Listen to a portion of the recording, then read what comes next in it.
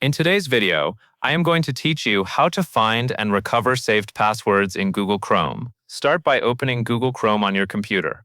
Once Chrome is open, look to the top right corner of the browser window and click the three-dot menu. From that menu, select Passwords and Autofill.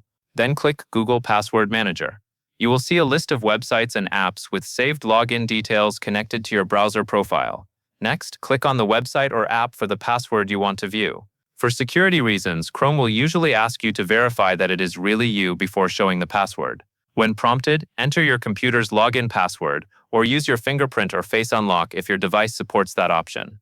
After you verify your identity, look for the eye icon next to the hidden password. Click that icon to reveal the saved password on screen. If you need to use that password somewhere else, you can also click the copy icon to copy it and then paste it where needed. If you do not see the login you need, it may mean the password was never saved in Chrome, or it may be stored under a different website variation. In that case, check the list carefully before assuming it is missing. That covers everything you need to know.